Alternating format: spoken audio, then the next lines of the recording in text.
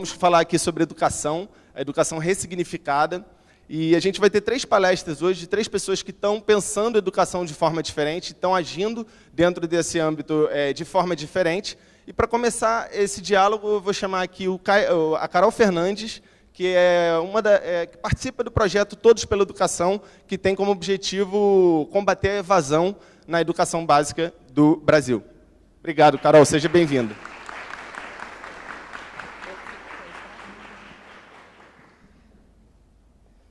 Boa noite, pessoal. Tudo bem? Boa noite a todos e todas. É um prazer estar aqui. Obrigada pelo convite da Casa Firjan. Hoje eu vou dividir essa noite com a Luciana, o Rafael e o Caio. É um prazer. Tenho certeza que nós todos vamos aprender muito. Bom, eu vou falar um pouquinho para vocês, então, do Todos pela Educação. Não sei se todos aqui conhecem, mas eu dei uma olhadinha nas inscrições de vocês e fui olhando ali um pouco das expectativas, né, para essa noite. E eu até vi que tinha alguns pedindo para conhecer um pouquinho melhor o Todos. Nós somos uma organização social que nasceu em 2006. Nós já atuamos há 12 anos, né, ajudando com esse propósito, que é melhorar, impulsionar, né, a melhora do Brasil com qualidade e equidade na educação básica. A gente vem fazendo isso por meio de acompanhamento de dados da educação, por meio de mobilização da sociedade, por meio de muita comunicação, muito contato com a imprensa e, principalmente, tentando mudar, ajudando a melhorar e, inclusive, a construir políticas públicas educacionais. Porque o grande DNA de trabalho do Todos pela Educação é trabalhar educação básica pública, mas por meio dessas políticas públicas. É claro que nós somos uma instituição do terceiro setor, então, nós, como a gente costuma dizer coloquialmente, a gente não está com a caneta na mão, mas a gente trabalha para ajudar os governos, e aí seja federal, estadual, municipal, para que a gente tenha educação pública de qualidade para todos, né? A gente sabe que esse é um grande desafio do nosso país. A gente estava aqui conversando, antes de começar aqui o nosso encontro, quantas coisas precisam ser melhoradas ainda, mas, sem dúvida nenhuma, e eu vou falar um pouquinho mais sobre isso, educação é a chave. A gente precisa, de fato, colocar a educação como prioridade no nosso país.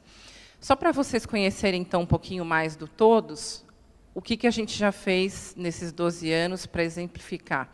A gente nasceu em 2006, o primeiro movimento a pensar em metas para a educação, numa época em que a gente não tinha tantos institutos e fundações, e muito menos pessoas pensando em metas para a educação. Na verdade, era um grande palavrão quando a gente falava em metas. E depois, vocês todos, tenho certeza, já acompanham há muito tempo, percebem que hoje todo mundo fala sobre isso, né? Então, a gente foi o primeiro movimento a querer acompanhar como a educação básica estava andando no nosso país, e isso sempre por meio, claro, de dados oficiais. Depois, lá em 2009, a gente trabalhou bastante para aumentar o tempo que essa criança, esse jovem, fica na escola, porque, antigamente, a obrigatoriedade era entre 6 e 14 anos, e agora a gente está aí entre 4 e 17 anos, com obrigatoriedade de todas as crianças e jovens na escola. Isso também foi um trabalho grande que a gente fez com várias outras instituições na época. Em 2012, a gente ajudou também a influenciar o nascimento do PNAE, que a gente não tinha uma avaliação, né, nacional de alfabetização. Na verdade, o Todos pela Educação, com algumas outras instituições, fez uma primeira versão, digamos, dessa avaliação nacional, que na época a gente chamou de ANA, e aí isso rendeu, né, esse trabalho do PNAEC. Depois a gente teve todo um trabalho para ajudar o Plano Nacional de Educação, acredito que aqui a maioria já tenha ouvido falar, um plano de metas, né?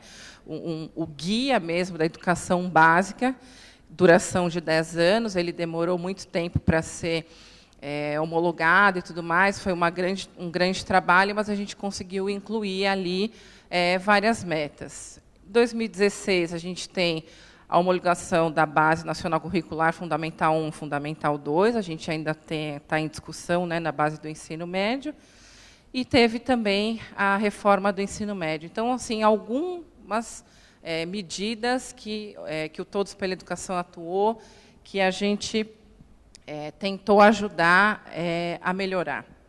Quando o Todos pela Educação fez 10 anos, em 2016, a gente fez, na verdade, uma grande retomada de todo o trabalho que a gente vinha fazendo nesses últimos 10 anos, e a gente fez um grande evento em Brasília, no Congresso Nacional, inclusive para que fosse mesmo um ato simbólico, mostrando que a sociedade civil estava junta e olhando para essa educação pública. E aí, qual foi a reflexão que nós fizemos, né? Primeiro, essa que está aí aparecendo para vocês. A educação sozinha, ela não resolverá todos os problemas, mas nenhum problema será resolvido sem passar por educação. E, a partir daí, a gente começou a repensar qual seria a atuação do Todos pela Educação, então, ao longo dos próximos anos. Eu não sei se vocês sabem, mas só uma curiosidade, quando o Todos pela Educação nasceu, em 2006, a gente tinha um prazo de término, que era 2022. A ideia é que a gente conseguisse contribuir como instituição para melhorar a qualidade da educação e que os nossos trabalhos se encerrassem em 2022. Uma das metas, por exemplo, que a gente instituiu na época, né, que são 5, na verdade, uma delas é você ter todo aluno com aprendizado adequado na sua série. E aí, o que aconteceu? A gente foi vendo, ao longo dos anos, isso antes até da gente chegar lá em 2016, completando os nossos 10 anos, que muitas das nossas metas só seriam cumpridas em 2050, e não em 2022. E aí a gente começou a se perguntar o que a gente poderia fazer, então, para impulsionar não só o cumprimento das metas pelo cumprimento, mas o que importa, que é o aluno aprendendo sempre mais, e isso, claro, se refletiria nos melhores resultados, caso isso estivesse acontecendo, e a gente sabe que não está, ou está numa escala muito pequena para o nosso país, o que a gente precisaria fazer? Então, a primeira reflexão foi essa. A gente precisa mostrar o impacto que a educação tem em todas as outras áreas. Porque, enquanto a gente continuar trabalhando a educação em caixa, desconectada das outras áreas, sem mostrar o impacto que ela tem no crescimento econômico do país, na melhoria da saúde do nosso país, né, na diminuição de violência, várias questões podem ser trabalhadas conjuntamente, podem, não devem, né? Acho que esse é um ponto muito importante que a gente chegou à conclusão. E o segundo era que a gente precisava sair da bolha da educação, como a gente costuma dizer, porque para você trabalhar e mostrar o impacto da educação em todas essas áreas, a gente precisaria conversar também não só com as pessoas das outras áreas, mas com pessoas que aparentemente não estavam entendendo que elas fazem parte da mesma sociedade que nós estamos. E eu vou falar um pouco mais para frente, mas a gente precisa mostrar que é papel de todos, né? Todos estamos no mesmo país, na mesma sociedade, e a gente precisa mostrar esse impacto da educação nas outras áreas, trabalhar conjuntamente e sair dessa bolha, começar a conversar com outros públicos. Porque, por exemplo, hoje, qual que é a grande questão? Eu estava aqui comentando até com o Caio. A educação não está em crise. Pode ser de uma maneira ruim, mas todas as escolas abrem todos os dias. Nós temos professores, nós temos alunos.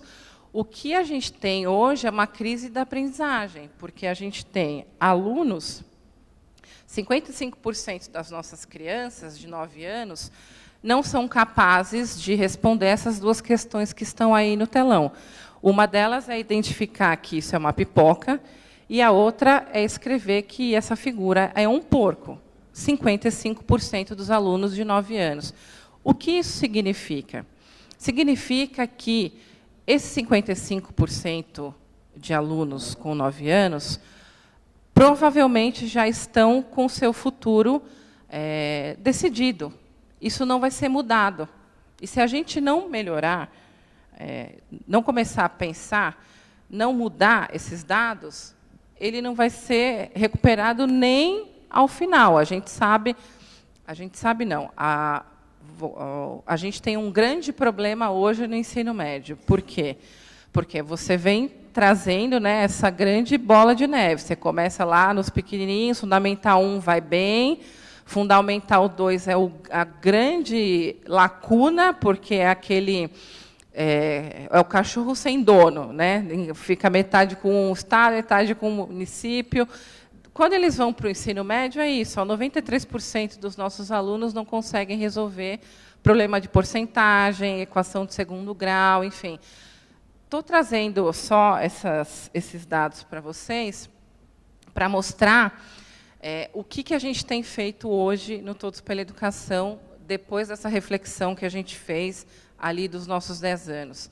A gente precisava ter um plano estratégico, uma visão sistêmica da educação brasileira, onde o próximo governo, de fato, colocasse a educação como prioridade, entendendo o impacto que ela tem nas outras áreas, entendendo o impacto que ela tem na vida das pessoas, e o quanto a educação pode, sim, melhorar um país. Então, o que nós fizemos lá no Todos pela Educação? Eu não sei se alguém aqui já ouviu falar, a gente fez um trabalho que a gente chama de Educação Já. É uma agenda suprapartidária que foi construída, num primeiro momento, olhando para o governo federal, mas entendendo, claro, que ele tem várias ramificações para Estado e município, óbvio.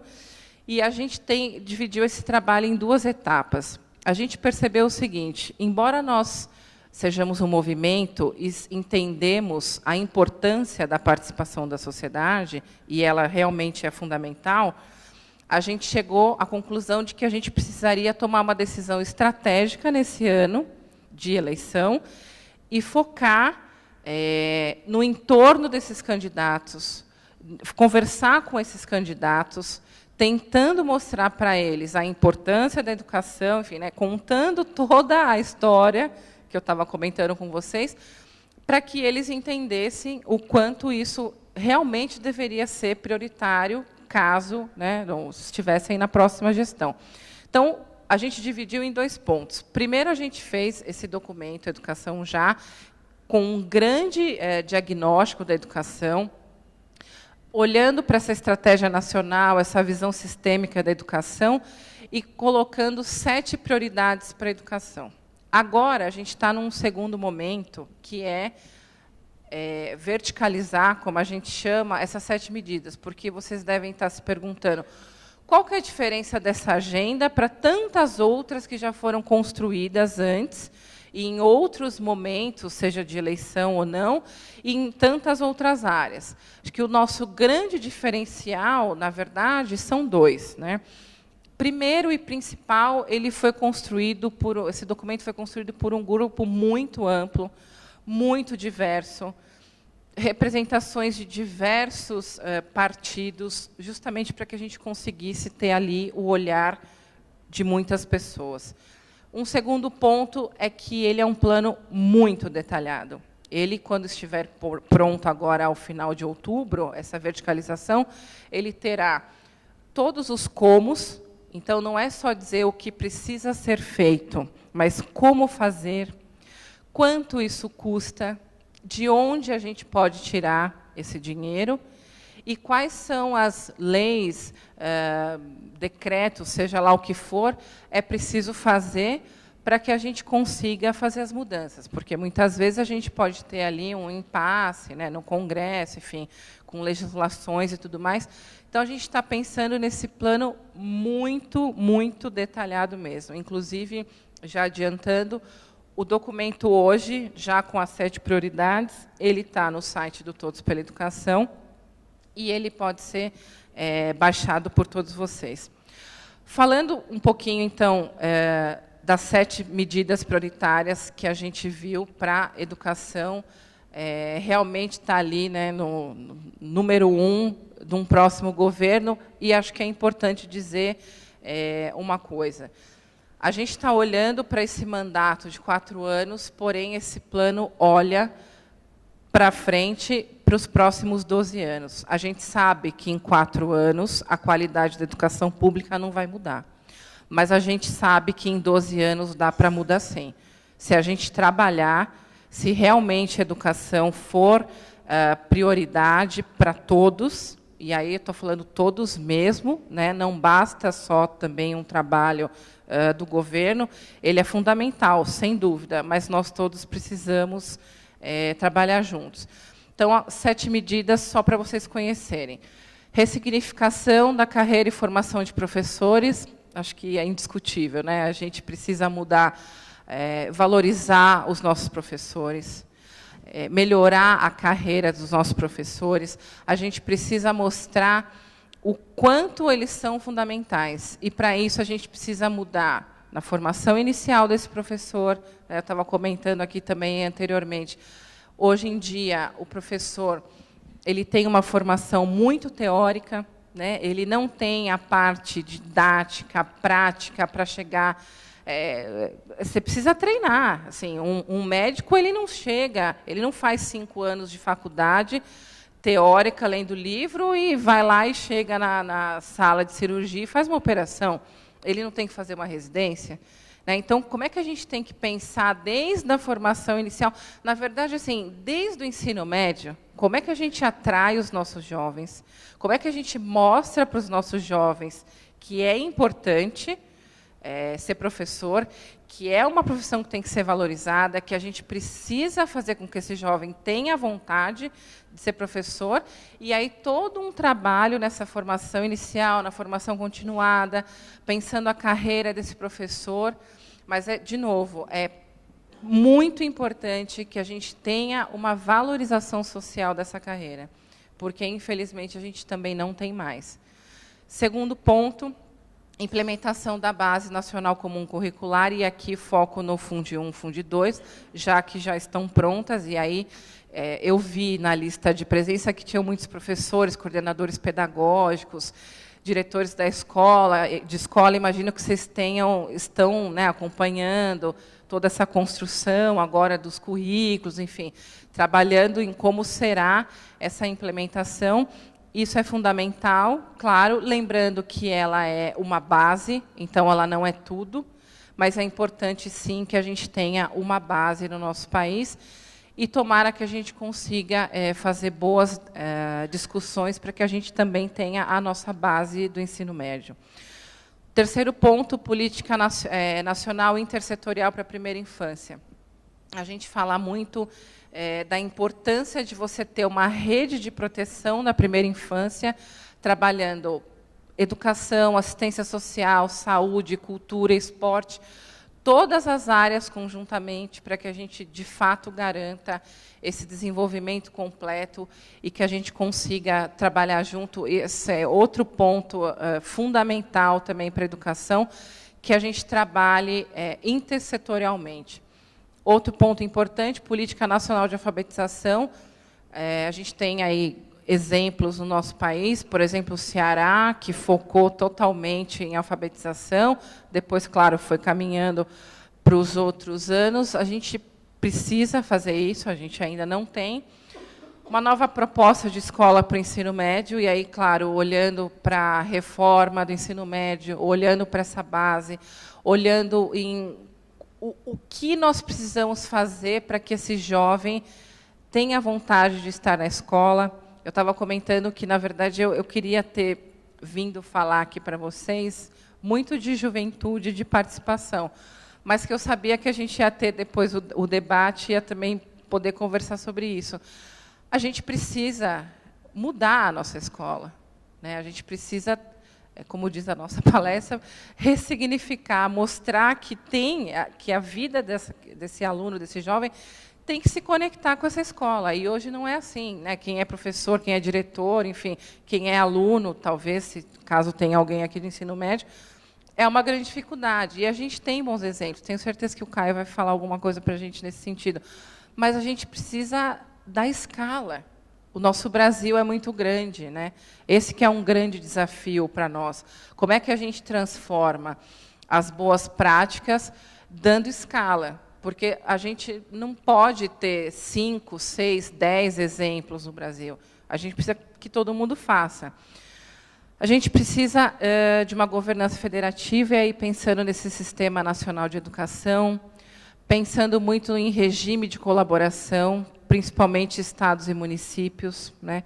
Como a gente faz esse trabalho, como a gente já tem, na verdade, uma discussão no Congresso Nacional, desde o ano passado, sobre o Sistema Nacional de Educação, mas a gente precisa rever essa proposta e pensar como é que todo mundo pode realmente trabalhar junto. E, por fim, o financiamento da educação, novo Fundeb, e estamos pensando também em alguma indução tributária. Por quê?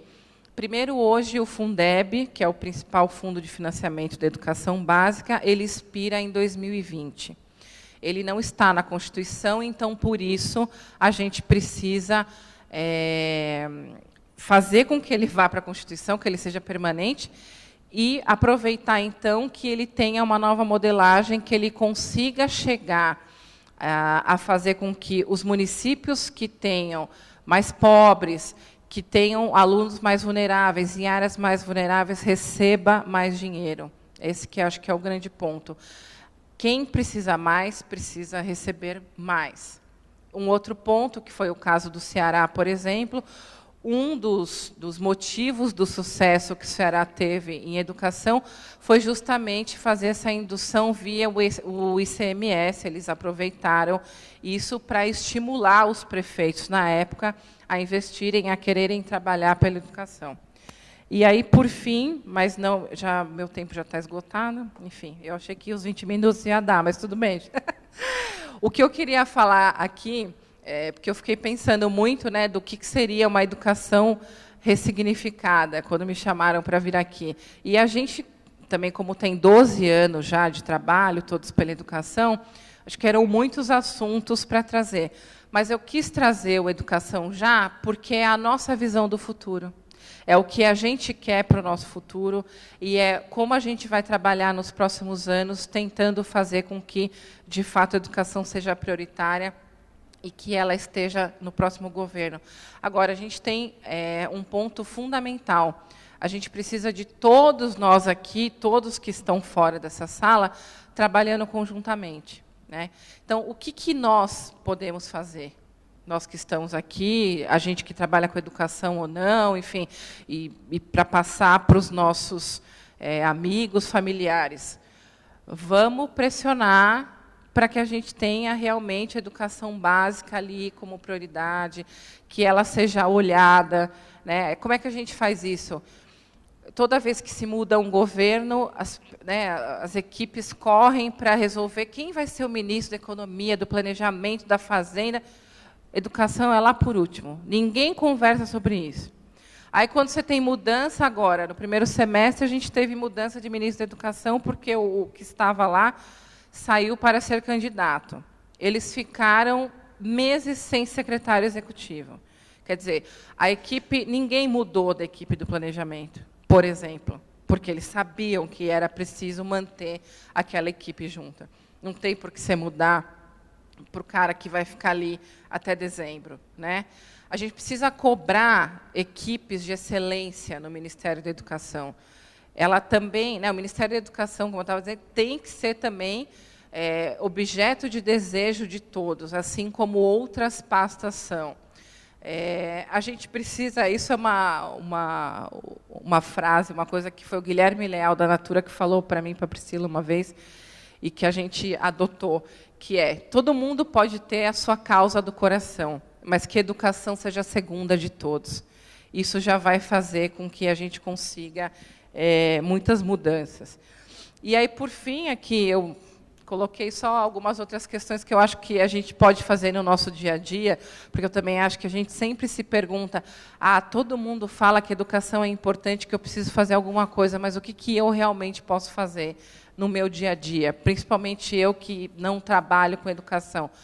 Conversa sobre a educação com seus amigos, com seus familiares, com seus filhos. Se você tem filho em idade escolar, acompanha esse dia a dia.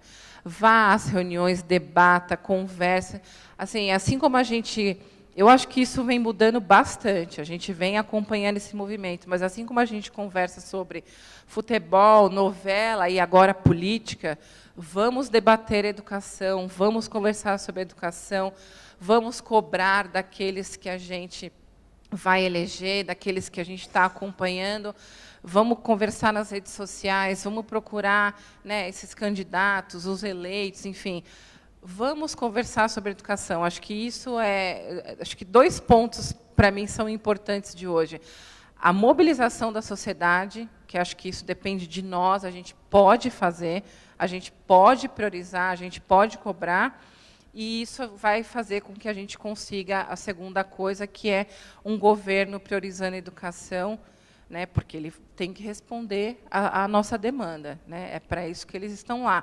Então, a gente precisa fazer a nossa parte, embora eu saiba que a gente, principalmente quem está ali na escola, no dia a dia, já tem um trabalho grande, diário, mas vamos pensar nisso, né, de que maneira a gente realmente consegue colocar a educação como a prioridade do nosso país. A gente vai ter o debate depois, eu fico à disposição. Obrigada, e foi um prazer. Obrigado, Carol.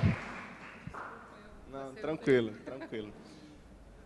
Tem um dado que acho que é especialmente expressivo para o dia de hoje, que eu esqueci de citar, que é do Fórum Econômico Mundial de 2017, que diz que 65% das profissões que as crianças que estão no ensino primário hoje vão exercer ainda não existem. Então, que bom que existem movimentos como todos, e como Caindo no Brasil, que o Caio Dib vai falar um pouquinho agora. Seja bem-vindo, Caio. Obrigado pela presença. Posso ficar aqui? Todo mundo me enxerga? Que legal, gente, estar aqui com vocês. Quem é que é professor, educador? E quem que é estudante? Legal. Eu sou o Caio Dib, eu sou fundador de uma plataforma que divulga boas práticas de educação no Brasil, que chama Caindo no Brasil. E eu também sou designer de serviços de um instituto que chama Instituto Telos, que a gente ajuda governos e terceiro setor a melhorarem serviços públicos, saúde, educação e outras áreas. Eu acho que, antes de tudo, antes de começar, eu fiquei pensando hoje que tinha um risco muito grande da gente, nesse debate, no papo que a gente vai ter depois, bater na escola, né, tradicional em como ela é. E eu acredito que a gente está no momento mais de refletir sobre essa escola. Porque muitas vezes a escola, como a Carol contou um pouco, é o único espaço público da cidade, né? É o único equipamento público que entrega serviço para aquela população. E mais do que isso, eu cheguei um pouco antes, eu fiquei meia hora aqui na esquina e acho que tem várias escolas aqui do lado, né? Então, vários alunos indo para cá e para lá, e no final das contas, é isso, a gente olha muito criticamente e tem vários problemas, mas eles estavam felizes, né? A gente está caminhando para um ponto otimista. Mas começando, essa é uma escola de 1934. E essa é a mesma escola em 2011. 34, 2011. Alguém viu qual é a diferença maior? As mesas estão menores. Olha só, era bem melhor, né? Mas é o seguinte, essa escola de 2011, que parece tanto a de 34, como o Yuri falou, ela está começando a ficar esgarçada e estressada, porque a gente vai ter e já está tendo novas carreiras, novas profissões. Muitas das coisas que os garotos que estão trabalhando hoje, que estão estudando hoje, vão fazer, não existem. Eu peguei 3 só para ilustrar. Psicólogos de robôs. É um cara que tem que estudar o que o robô está pensando e para onde o robô está indo e entender onde ele vai ter que ajeitar o robô no futuro próximo. Fazendeiro urbano, fazendas dentro das cidades, diretor de filmes de realidade virtual. E essa escola de 2011, de 2018, muitas vezes, na maioria das vezes, está muito longe dessas coisas. Mas, ao mesmo tempo, eu li uma matéria muito interessante que falava que a gente debate sobre que as profissões estão mudando e que X% das profissões dos jovens no futuro não são as mesmas que as nossas há 500 anos. Então, essa matéria contava isso, que a Rainha Elizabeth I, no século XVI, ficou muito preocupada porque tinha uma máquina de tecelagem, de tricotar industrial automática que podia fazer com que um monte de gente perdesse emprego. Mas essa mesma matéria fala um pouco, pegou essa fala desse professor dos Estados Unidos, que a máquina de tecelagem não precisava de um psicólogo de robôs. A máquina de tecelagem, ela ainda era uma inovação que necessitava do humano, né? Mas que agora a gente está criando inovações como machine learning e outras coisas, que a tecnologia está automatizando muita coisa e está criando novos caminhos. E eu comecei a estudar um pouco isso, ainda muito superficialmente, mas esses 2 estudos, quem tiver interesse, são muito interessantes. O mais famoso é esse do Fórum Econômico Mundial, sobre o futuro do trabalho. Acho que esse dado de 65% está nele. E um outro muito legal é esse da FYA, que é uma organização da Austrália, que também identificou várias questões para os próximos 10, 15 anos, que os jovens que estão na escola ou que estão na faculdade hoje vão passar. E resumindo, lambida super macro, eu encontrei essas 4 palavras. A gente vai ter profissões mais automatizadas, principalmente de escritório. A gente vai ter um mundo cada vez mais globalizado. Por um lado, a gente tem países colocando mais fronteiras, por outro, a gente tem empresas mais globais e pessoas... Hoje, alguém trabalha em empresas multinacionais ou que tem representatividade em outros países? 2, 3. Ainda é pouco aqui, mas é um futuro caminhando. Colaboração, que é isso, é trabalhar com outros países, trabalhar com outras pessoas. Eu achei engraçado esse, porque é muito você trabalhar em vários lugares, que é o que a reforma trabalhista tem trazido de um jeito um pouco negativo, com um viés um pouco negativo, mas a ideia é que eu trabalho no Telos um período, trabalho no Caí no Brasil em outro, daí hoje eu estou aqui de noite, amanhã eu estou fazendo outra coisa. Então eu tenho vários trabalhos e converso e colaboro com várias pessoas para fazer esses trabalhos. Eu preciso desenvolver várias competências para isso acontecer. E o mais importante para mim é esse último de inteligência social. E daí eu peguei um gráficozinho de uma entrevista da Exame que mostra qual é o potencial de você perder o emprego para os robôs, né, por essa automação toda que está acontecendo. Então, tem o potencial de automação da profissão e a quantidade de inteligência social que essa profissão demanda. Lavador de pratos. Todo restaurante tem uma máquina de lavar prato. Então, a chance de um lavador de pratos não existir no futuro é muito maior do que o Relações Públicas, que tem que desenvolver essa inteligência social dele e conversar com pessoas e fazer com que vocês todos venham para cá terça-noite e, né, assistam a palestra e debatam e etc. Então, a partir disso, eu acho que essa escola e essa escola estão sendo obrigadas a se repensarem. E é um pouco isso que eu comecei a fazer em 2013, principalmente. Eu trabalhava em empresas normais, editoras, agências, dentro do escritório, e eu tinha uma angústia muito grande, que era eu não converso com o aluno, com o professor, com o secretário de educação, que está recebendo, teoricamente, a solução que eu estou criando para o problema dele. Se eu não converso com essa pessoa, as chances de eu entender o problema dele real e de construir uma solução que realmente seja eficaz são mínimas. E daí a gente não conversava, a gente não construía junto. Obviamente, pouca coisa acontecia de impacto real. Fiz uma virada micro de área e fui para a agência de marketing. Alguém bebe whisky? Que bom que pouca gente. Eu fui vender uísque numa agência de marketing, divulgar o uísque no Facebook. Nada a ver, mas eu falei, bom, talvez outra área resolva esse meu sentimento de falar com pessoas. Descobri que não. A gente não conversava com o usuário do uísque, não conversava com o bar, não conversava com ninguém. E ainda não impactava de jeito positivo a sociedade. E daí eu falei, putz, como que eu faço para conversar com pessoas e conhecer realidades? Eu entendi que viajando de ônibus pelo Brasil era o melhor jeito de conhecer realidades, porque eu ia estar na rua, ia estar lá aberto para conhecer essas pessoas.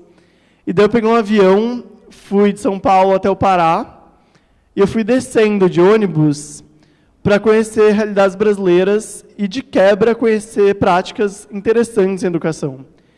Eu só queria não encontrar práticas como que representam esse número, que é só um dos números péssimos do censo, que a gente nem fala de nem é um número de aprendizagem, mas é um número de infra que impacta em aprendizagem. 9 mil escolas públicas hoje não têm energia elétrica via rede pública. 63% das escolas públicas hoje não têm saneamento básico via rede pública. E daí, quando a gente olha níveis de aprendizagem, a gente vê coisas péssimas. Mas a gente pode ver coisas péssimas aqui no Rio de Janeiro, eu posso ver em São Paulo, em qualquer lugar. Eu queria encontrar escolas que não fossem nem essa, e nem essa. Então, eu comecei a andar e buscar escolas que realmente desenvolvessem habilidades, escutassem o aluno, criassem alternativas para esse futuro do trabalho da sociedade que está por vir cada dia mais próximo. E foi muito legal, porque eu parei no Maranhão, e daí eu descobri que em museu tem muita gente que trabalha com educação para fazer estágio e tudo mais, e que era um bom campo de pesquisa. Assim. Então, eu ia para os museus para conversar com os monitores do museu. E uma monitora falou assim, você quer ouvir boas histórias de educação? Você tem que ouvir a minha história. E daí ela contou a história dela, que saiu de uma comunidade pesadíssima e conseguiu virar professora e transformar a vida de um monte de aluno, e depois eu posso contar mais. Mas eu comecei andando pelas cidades e ouvindo, putz, você tem que ouvir minha história, você tem que ouvir a história da minha tia. Nossa, eu conheço uma escola incrível, eu te dou uma carona até lá. E comecei, assim, a conhecer escolas que estavam muito escondidas, e ONGs e outros projetos e trabalhos de pessoas que ainda estavam pontos de luz, só que sem ser conectados. Eu Caí no Brasil nasceu muito com isso. E hoje eu continuo mapeando muito essas práticas. Eu acho que a gente ainda tem que mostrar que coisas boas acontecem todos os dias, mas a gente está num momento muito forte de como fazer e de como garantir que esses projetos sejam vivos e sustentáveis e contínuos e não morram de 6 em 6 meses.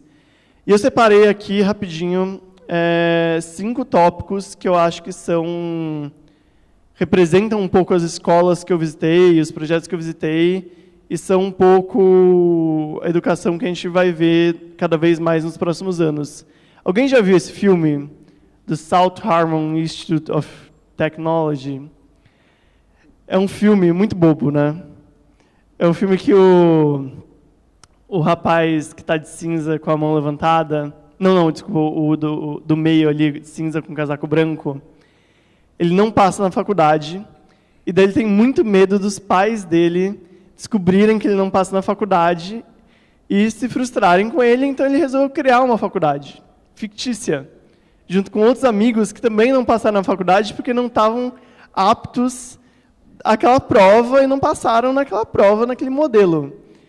E daí, um dos amigos dele é um cara meio desligado, e ele resolveu fazer um site, porque ele sabia fazer site, mas o botão apply, aplicar na faculdade, funcionava. E quando você aplicava, você era automaticamente aceito na faculdade. E daí eles falaram assim, bom, estamos aqui num prédio abandonado, e apareceram 1000 pessoas no primeiro dia da faculdade, e eles tiveram que começar a fazer alguma coisa. E daí cada uma dessas pessoas eram pessoas que não passaram em nenhuma faculdade, mas tinham um talento muito especial.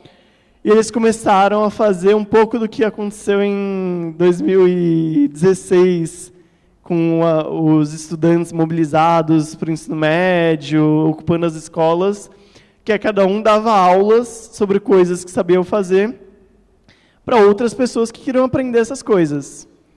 E para mim, é só uma ilustração simbólica de que é um filme bizarro e muito bobo, americanão, mas ele representa muito que é isso, é pegar talentos, garantir que esses garotos entendam que eles são protagonistas da aprendizagem deles e que, na verdade, tem vários caminhos possíveis.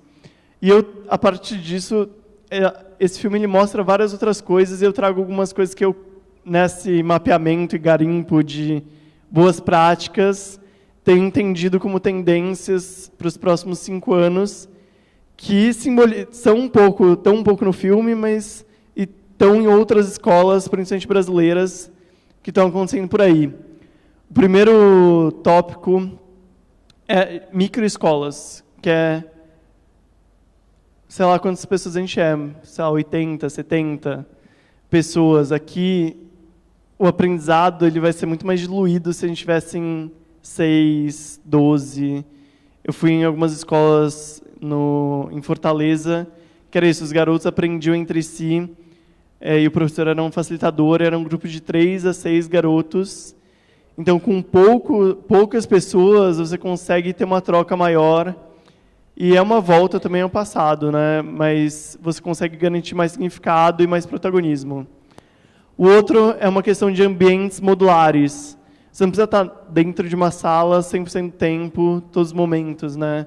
Você pode ter ambientes específicos para cada momento do aprendizado, para cada experiência de aprendizado. Então, aqui eu peguei de uma startup que chama Alice, que é muito legal. Eles têm um círculo no meio, então é um espaço de encontro, e tem um momento mais para eles pesquisarem, conversarem, explorarem computadores, assistirem, entenderem, mobilizarem, talvez tablets, depende muito da escola. Uma parte para eles debaterem e pensarem em conjunto aquilo que eles pesquisaram, um outro espaço para pensar e criar, e testar e prototipar. Então, isso pode ser dentro de uma sala como essa, ou pode ser uma escola, ou pode ser um bairro, né? Mas ambientes modulares e ambientes diversos, com foco específico para aquele momento, aquela experiência de aprendizagem. Um outro que é muito traduzido em trabalho por projetos, mas é você aprender de jeito mais rápido aquilo que o currículo tem que ensinar, né? Então, eu fui professor por 4 anos de um curso extracurricular, e um dos momentos mais que eu parei assim e falei, caramba, foi quando a gente precisava fazer um balanço, e a gente precisava saber o tamanho da corda para o balanço, e a gente não tinha uma trena para medir o tamanho da árvore. E daí um garoto do 8º ano falou assim, cara, trigonometria, a gente tem aqui um poste e tal, pá, e aprendeu trigonometria fazendo balanço. Então, em vez de ele aprender, eu não sei trigonometria mais, mas em vez de ele aprender as micro coisas de trigonometria para chegar numa fórmula de trigonometria, ele aprende em o que os caras de tecnologia chamam de sprint, né? Então, em um ciclo rápido, e chega num produto final e concreto mais rápido, ele consegue tangibilizar aquele aprendizado e não ficar tipo perdido. Eu nunca aprendi química porque nunca fez sentido para mim, tipo as aulas, elas não se conectavam entre si. Um penúltimo é a questão da avaliação formativa, que bate muito também no negócio do Instituto, na faculdade falsa, que é avaliar só a nota. Pode ser um caminho, também não está errado. Se você como aluno e você como família entende que esse é o caminho, está certo, né? Está certo para você. Mas várias escolas e faculdades, inclusive de pedagogia, né, como singularidades, avaliam de um jeito mais 360. Então, avaliam não só a nota, mas a participação, suas experiências. Você recebe devolutivas a todo momento e você dá devolutivas a todo momento. Então, é uma avaliação que você realmente não só está sendo avaliado, mas ela faz parte do seu processo de aprendizado. Não é fácil, mas tem gente fazendo isso de um jeito muito legal. E o último eu ainda estou em dúvida sobre esse título de ensino bilíngue, mas num sentido de, se a gente tem um mundo mais globalizado e com mais colaboração, a gente vai precisar falar outras línguas para a gente se entender, enquanto a gente não tem tecnologia para tradução online. O Skype já está começando a fazer algumas coisas assim, mas ela ainda não está popularizada. Mas mais do que bilíngue, por isso que eu não gosto tanto desse título, é um ensino que você aprenda outras culturas e aprenda a respeitar e ter empatia e dialogar com outras pessoas de outros lugares. Em São Paulo, por exemplo, a escola Soka, uma escola japonesa que tem em vários lugares pelo mundo, trabalha muito com isso. Assim, então, os alunos eles têm um ensino globalizado de fato e podem até seguir a universidade em outros países. Era um pouco isso. Não sei se eu decepcionei vocês de não ficar só contando histórias, mas a gente conta essas histórias no debate. Eu queria deixar à disposição, vários daqui, alguns eu já conhecia pessoalmente ou online, porque eu respondo todas as minhas mensagens, e-mails, WhatsApps, etc. Então, me sigam nas redes e a gente continua o papo, tanto aqui quanto daqui para frente. Obrigadão, pessoal. Obrigado, Caio. Bom, e acho que não decepcionou ninguém, tá? A mim não me decepcionou. E a gente ainda vai conversar muito no debate. Bom, para dar sequência, eu vou chamar Rafael Cunha, que é VP de Educação da Descomplica, que é uma startup. Foi uma startup, né? Nasceu de uma startup muito inovadora, no sentido de ensino... ensino... Como é que fala? Ensino à distância? Fala você, então. Obrigado, Rafael. Obrigado. Alô. Oi, pessoal, boa noite. Muito prazer estar aqui com vocês. Só para... Eu tenho mais ou menos 20 minutos aqui, e só para diferenciar o que eu vou fazer. Eu quero contar uma história, eu quero contar a história do Descomplica, e, na verdade, é simplesmente uma narrativa. Mas, embora essa narrativa aparentemente não tenha nada a ver com vocês, a tendência é, ao contar essa história, vão surgir curiosidades, porque é uma história super legal, eu prometo, ela é bem legal. Vão surgir questionamentos, vão surgir até alguns incômodos que, de alguma forma, vão se conectar com coisas que vocês vivem no dia a dia ou com alguns tópicos que a Carol e o Caio trouxeram aqui. Esse é o meu objetivo, fazer com que uma história que traga pontos de reflexão possa fazer com que tudo que foi dito aqui se conecte. Tá? Para começar a falar da história do Descomplica, eu tenho que falar só rapidinho sobre mim. E eu prometo que é super rápido, tá? Eu fiz faculdade de Direito, sou bacharel em Direito, formado pela UERJ aqui, eu sou carioca, Universidade do Estado do Rio de Janeiro. Nunca trabalhei com Direito, só me formei mais para agradar minha família do que qualquer outra coisa. Foi desesperador quando eu disse que eu não iria, e eu me formei pela UERJ, tive aula com Luiz Roberto Barroso, Joaquim Barbosa, Luiz Fux, várias referências aí, e eu disse, pai, mãe, não vou seguir no Direito, eu vou ser professor. E isso foi chocante sobre vários aspectos. Eu comecei essa vida, essa caminhada profissional fora do direito e no mundo da educação, porque eu tirava dúvidas de alunos num colégio curso super famoso aqui no Rio de Janeiro, o PH, quem é do Rio de Janeiro com certeza sabe. Comecei tirando dúvidas de língua portuguesa, percebi que fazia bem aquilo, percebi que era uma forma rápida de eu ganhar algum dinheirinho dando algumas aulas, substituindo alguns professores. Rapidamente eu percebi que eu poderia não só substituir alguns professores, mas também ter minhas próprias turmas. O PH investia em jovens que tivessem essa aptidão para dar aulas. Eu falei, caramba, vou ser professor. E eu fui professor durante 8 anos da minha vida, e quando eu falo professor, eu digo só professor. Eu comecei aos 18, com 25, 26, eu falei, Deus, se eu não fizer nada, eu vou ser só professor para o resto da minha vida. E professores, não se sintam incomodados com isso, porque eu utilizei essa frase para provocar, porque no fundo, o meu maior incômodo era, se eu quiser ganhar um pouquinho mais, e aí o driver era financeiro, o professor tem uma realidade muito cruel, que é, para ganhar mais, ele tem que trabalhar mais. E embora isso pareça óbvio, mas não é isso? Não. Né? Grandes profissionais que conseguem fazer um trabalho com maior qualidade, muitas vezes eles trabalham menos, ganhando mais, porque o trabalho deles, afinal de contas, é valorizado. Mas para mim, não. Não importava quão boas fossem minhas aulas, se eu desse 20 tempos, eu ganhava X, se eu desse 40 tempos, eu ganhava 2X, e para eu ganhar 3X, eu tinha que dar 60 tempos de aula, que era humanamente impossível. E se muita gente está fazendo assim para mim, é porque, de alguma forma, isso tem a ver com a realidade de vocês. E aí, Fala. Isso, eu dava 50... Eu lembro que o ano que eu mais dei aulas, eu dei 51 tempos de aula por semana. Eu falei que seria rápido, mas, enfim, 51 tempos de aula por semana. Eu conheço professores que dão 70 tempos de aula. Eu não consigo nem...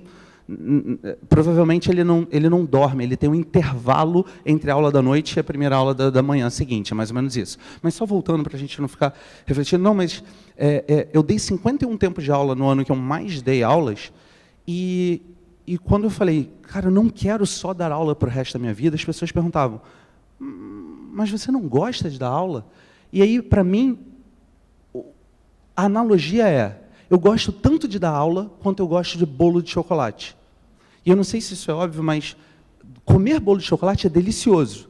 Mas experimenta comer 51 fatias de bolo de chocolate por semana, por 8 anos da sua vida, e pergunta, depois de 8 anos da sua vida, 51 fatias de bolo de chocolate por semana, quer um bolinho, meu filho?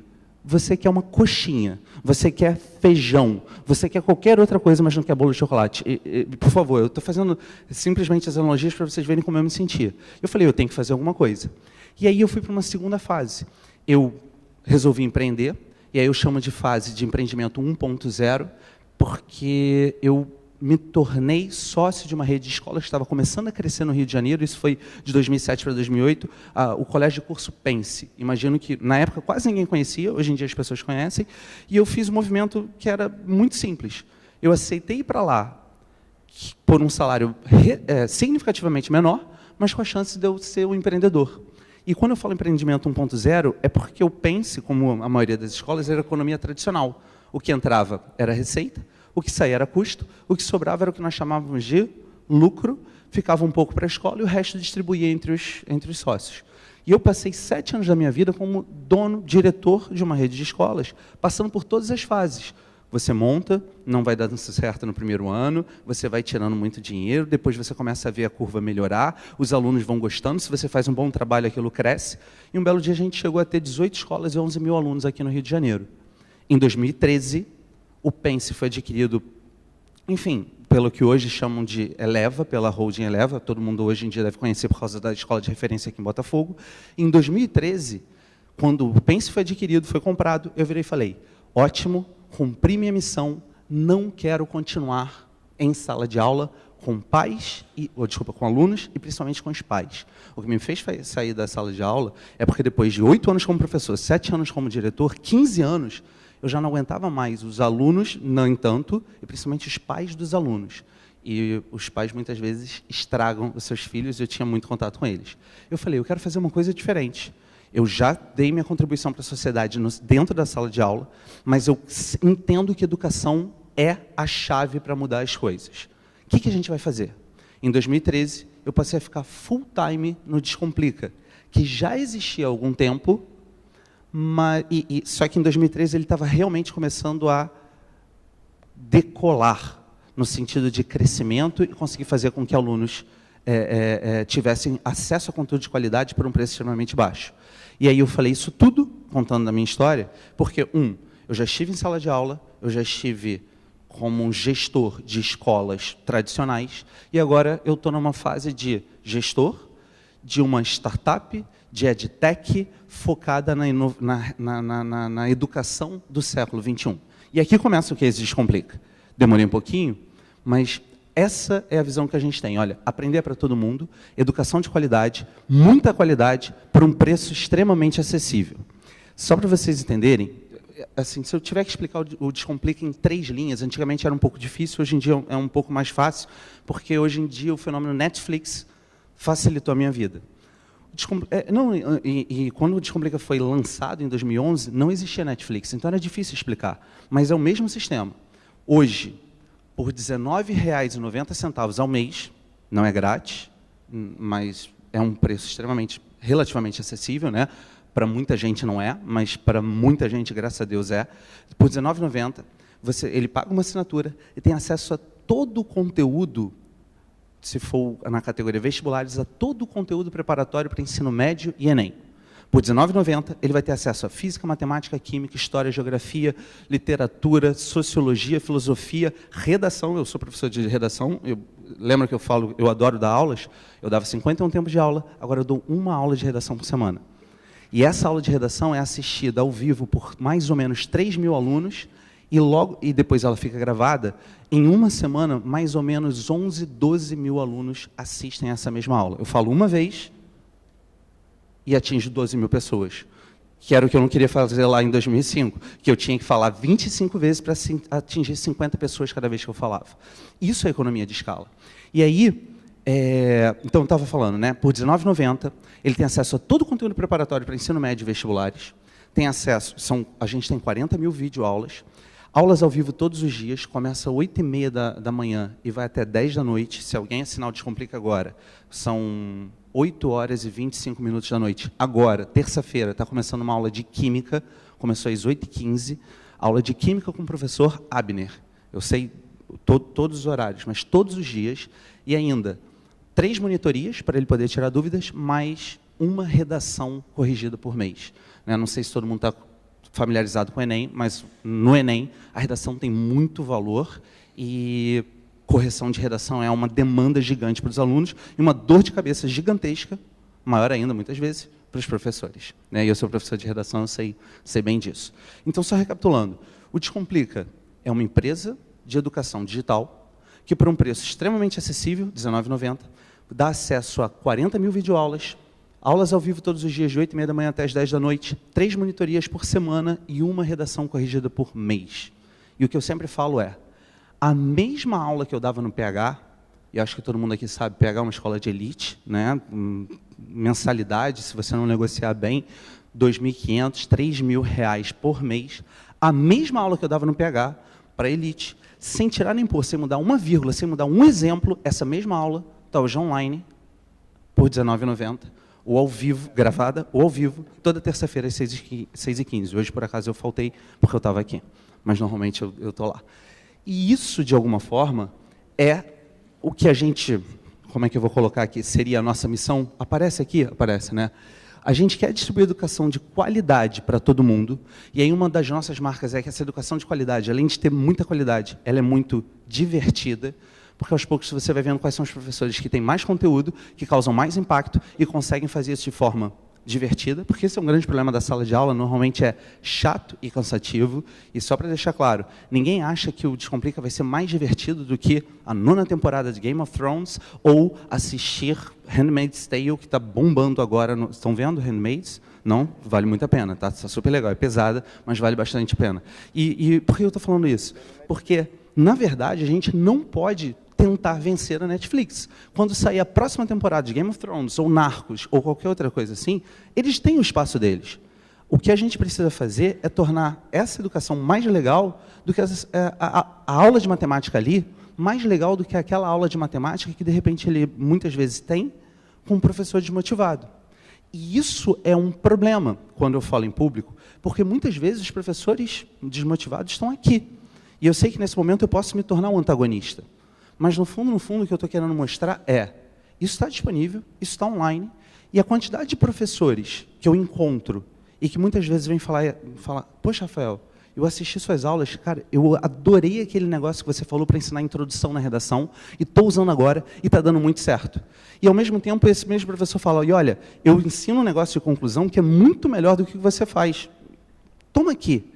E aí você começa a fazer toda essa discussão sobre peer-to-peer learning, né? Pessoas ajudando pessoas e construindo todo um ecossistema espontâneo, porque nós não nascemos para isso, de forma que as melhores práticas sejam trocadas e que mais pessoas, professores, se sintam empoderados para dar aulas cada vez melhores, que antes eram chatas e depois se tornam minimamente mais interessantes, quando não legais, quando não super legais. Eu juro, é super legal. E aí depois eu até explico como é que a gente faz as aulas ficarem legais no longo prazo. A gente nem sempre acerta de primeira. Tá? E aqui, olha, foi o que eu botei, né? Transformando a educação chata em algo divertido. E isso é tudo que ele tem acesso por R$19,90. Recomendações de estudo, monitoria, simulados, correção de redação, chat durante a aula e afins. Não vou entrar em detalhes de cada um, mas é só para vocês terem um panorama geral do que a gente oferece. Aqui são os 4 pilares em que a gente se baseia. Tá? A gente produz conteúdo de qualidade, distribui de forma acessível para muita gente, engajando e buscando performance. Se hoje alguém me perguntar qual é o ponto que o Descomplica ainda não está bem estruturado, é justamente no último, performance. Fazer com que as pessoas atinjam seus reais objetivos. E reais objetivos no Brasil é super complicado, principalmente quando eu falo de Enem. Não sei se vocês sabem, hoje, esse ano, 5.500.000 alunos se inscreveram no Enem. Eles vão disputar 271.000 vagas. É um percentual super baixo. Isso significa que, dos 5 milhões de alunos, arredondando, 5.200.000 não vão passar no primeiro sisômetro e vão ter que buscar alguma alternativa. Fazer o Enem de novo, ir para algumas das particulares, sem os mesmos incentivos que havia há algum tempo, né, para Uni, FIES e afins, e vão ter que buscar meios alternativos para conseguir ascender. É esse o problema que a gente está tentando resolver, e é claro que a gente está focado pra caramba em performance, embora a gente ainda não consiga garantir. E aqui os próximos slides são todos para falar sobre conteúdo, distribuição, engajamento e performance, só de forma curiosa. Tá? Mostrando só em um tweet aqui. Hoje, a gente tem mais de 630.000 mensagens enviadas entre alunos por mês dentro do Descomplica. Simples. Agora está tendo uma aula de química, como eu falei para vocês. Tem um chat do lado. E esse chat serve tanto para o professor ter uma noção do que os alunos estão falando durante a aula, quanto para os alunos trocarem informações entre si. E isso faz com que exista... E eles trocam todo tipo de informações, desde qual a série que eu devo assistir agora porque eu terminei a minha última, passando por em quem vocês vão votar nas próximas eleições, chegando a não entendi essa questão número 2 de estequiometria, alguém pode me ajudar a resolver, e até mesmo o Descontinder, como eles brincaram, em que o carinha viu o perfil da menina bonita no Facebook e começou a dar ideia nela. Todo tipo de situação acontece, isso faz com que... E isso cria o senso de comunidade. Isso faz com que as pessoas, muitas pessoas me perguntam, Rafael, o que vocês fazem para engajar as pessoas?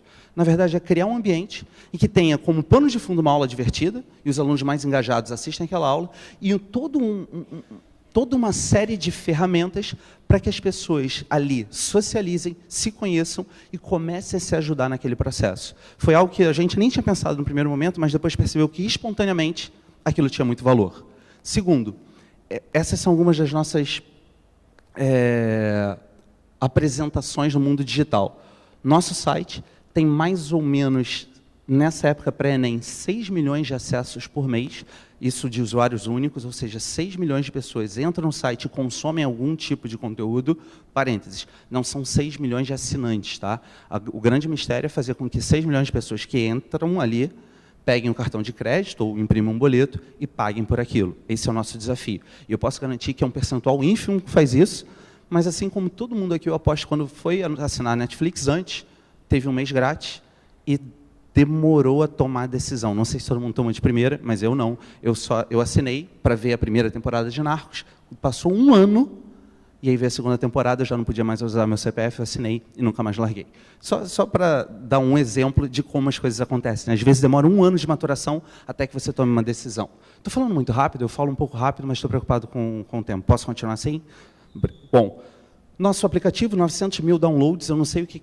Se você for comparar com Angry Birds, a gente perde de lavada. Se for comparar com Pokémon GO, em um dia, Pokémon GO tinha 3 milhões de downloads, mas para um app educacional que vai ensinar matemática, física e química, 900.000 downloads é um número bom, principalmente se falando de educação brasileira. Tá? Terceiro, Facebook com 2.700.000 fãs. De novo, é um site educacional que dá aula de matemática, física e química, que tem quase 3 milhões de fãs. Por quê? Criou um ambiente de interação em que aquelas pessoas se sentem motivadas a estar lá de alguma forma. E aqui o canal no YouTube com 1,3 milhão de inscritos. E se vocês quiserem ver coisas legais, eu sugiro que vocês vão até o canal no YouTube, porque é aberto, e tem um monte de quadros, é a melhor forma de eu chamar, que vão explicar troços legais da educação. Eu estou usando troços, quadros, tá? Porque vai ter desde um quer que eu desenhe, em que a gente faz um mapa mental explicando as funções da linguagem, função emotiva, fática, referencial, metalinguística, até quais são os macetes através de músicas que você pode usar para lembrar dos principais elementos da tabela periódica. Estou inventando agora, não sei se é exatamente isso, mas só para vocês terem referências. E sabe o que é legal? Vários professores entram, acessam, dizem, eu adorei, e outros dizem, gostei, mas eu tenho uma música melhor, e manda para a gente. E é justamente isso que faz com que esse ambiente seja super rico e construtivo, tanto para alunos, que são o objetivo maior, quanto para professores, que espontaneamente acabam entrando ali. Tá? 7 anos atrás, quando o Descomplica foi lançado, em 2011, muitos professores torciam o nariz. Hoje, 7 anos depois, principalmente quando eu estou empoderado aqui com o microfone, eu falo para as pessoas, eu falo, poxa, legal, vou dar uma olhada. E a gente cada vez mais constrói isso. Isso aqui é uma tela para mostrar como é que uma aula no Descomplica. Eu ainda não tinha falado desse detalhe, mas eu acho importante. Pessoal, o Descomplica é um professor, um quadro negro e giz dando uma aula. E sempre que eu mostro isso, e eu só mostrei agora, depois que eu já tinha falado um monte de coisas, tá? Sempre que eu mostro isso, num primeiro momento, a primeira reação da maior parte das pessoas é: nossa, que troço velho. Né? Afinal de contas, o Caio estava mostrando, 1934 a sala de aula, 2011 a mesma sala de aula. Mas essa é a beleza do mundo da tecnologia, o mundo digital. A gente está muito acostumado a fazer testes, não sei se vocês já ouviram MVP, Minimum Viable Project, Build, Measure, Learn, você constrói, você mede, você aprende, constrói de novo e tal. A gente fez todos os testes do mundo. A gente fez teste com quadro negro e giz, com quadro branco, com lousa digital, a gente fez teste com voice-over, tipo Khan Academy, acho que todo mundo viu, e disparados para o nosso mundo, eu não estou dizendo que a Khan Academy faz bem ou faz mal, para o mundo deles, a Khan Academy é fantástica, tá? Mas para o nosso mundo de vestibular, disparado, o que mantinha os alunos mais tempo engajados era quadro negro, giz e o rosto do professor. E os alunos falavam, porque eu me sinto como se estivesse na primeira carteira de uma sala de aula. E muitas vezes a gente fica tão...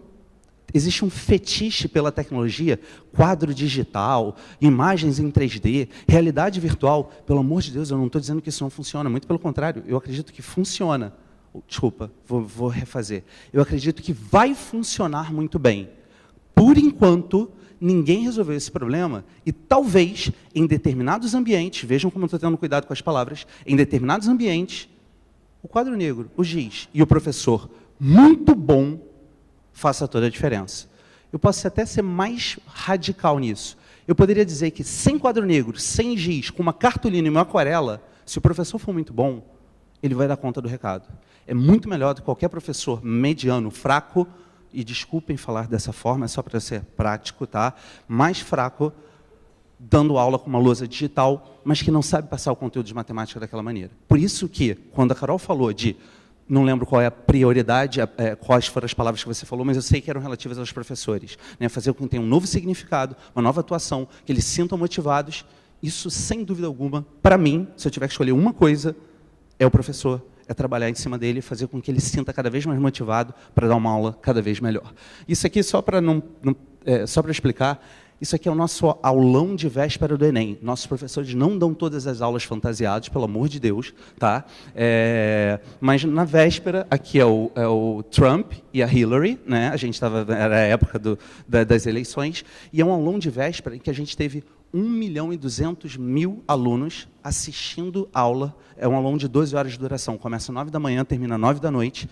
E, ao longo dessas 12 horas, 1.200.000 alunos entraram para assistir a aula. Claro que eles não ficaram as 12 horas, alguns ficaram, mas 1.200.000 pessoas entraram. Caramba, a gente não está falando da final da Copa do Brasil, a gente não está falando da Copa do Mundo, a gente não está falando da NBA, a gente não está falando do último capítulo da Avenida Brasil. A gente está falando de uma aula na véspera que vai ensinar matemática, física e química, teve 1.200.000 alunos. Detalhe, fomos primeiro lugar no mundo Trending Topics do Twitter, o assunto mais comentado no Twitter. Em segundo ficou a Adele, que tinha lançado a música, depois de 5 anos, a música Hello. Ela tinha ficado desde a véspera em primeiro lugar. Quando começou o aulão do Descomplica, ela caiu para segundo. Nós, em primeiro, a gente sempre faz a piada de que ela nunca mais vai lançar um videoclipe na véspera do Enem, porque vai perder. Tá? E até brincadeiras de marca, a Netflix falando, acho que todo mundo já leu, o Descomplica respondendo, Netflix voltando, patrocínios como Amazon 99, tudo para tornar aquilo mais legal e mais conectado e que tenha mais a ver com a vida daqueles alunos que estão nesse mundo digital. Aqui são alguns gráficos, educação online crescendo enquanto a educação presencial diminuindo no ensino superior. Não sei se vocês viram os últimos dados, mas hoje existe muito investimento, muito foco, principalmente gigantes como a Croton, né? Todo mundo focando no ensino superior EAD, e nós, Descomplica, também entendemos que temos um espaço aí. Esse aqui é o nosso estúdio, com 3 pessoas na véspera do Enem, só para vocês verem como eu falei. Tem uma câmera, quadro, giz e afins. Aqui é só um gráfico, meu tempo esgotou, mas só para mostrar para vocês o que a gente tem feito. Tá? O Descomplica foi lançado em 2011 como uma empresa de EdTech, focada em resolver um gigantesco problema de educação, que era um problema na educação brasileira, que era o acesso ao ensino superior via vestibular, no caso via Enem. Hoje, 2018, o Descomplica já cresceu para múltiplas categorias. Embora eu tenha falado tudo sobre o Enem, na verdade, não é só mais Enem. A gente tem conteúdo de Fundamental 2, pequenininho. Professores de Fundamental, a gente só botou o pezinho na água, está medindo a temperatura, ainda não temos algo claro, porque no ensino fundamental tem um desafio maior.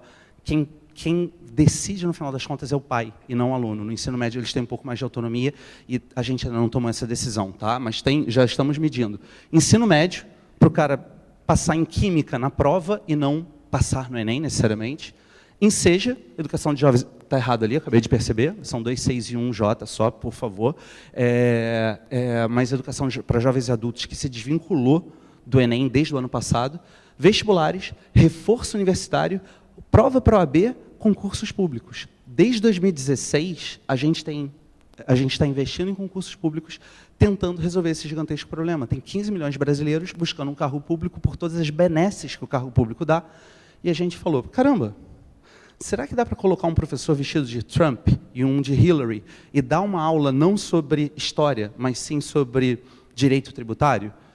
Acreditem em mim, pode parecer estranho, mas dá. Talvez não com a mesma linguagem, não com as mesmas referências, até porque juízes não vão aceitar se vestir assim, mas em algum momento dá. E até mesmo pós-graduação. Se vocês viram alguns valores aqui, o Descomplica recebeu investimento de fundos do Vale do Silício, essa coisa que hoje em dia está super na moda, super sexy, super bonita. Tá? A gente, final de 2017, início de 2018, a gente recebeu 20 milhões de dólares de um fundo americano, de Nova York e tal, para garantir o nosso crescimento multicategoria. Isso, para uma startup brasileira, não é pouco, isso é bastante significativo, isso nos dá pelo menos o gás, o oxigênio que a gente precisa para continuar crescendo. Essas são as nossas categorias, ensino médio, Enem, universidades, OAB, concursos, e a gente está tentando entender como entrar aqui no mercado profissional, trabalhadores com graduação e pós-graduação.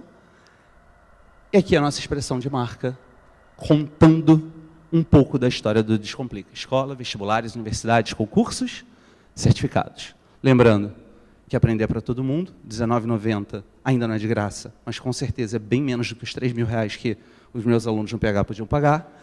E eu espero que tenha sido satisfatório. Muito obrigado.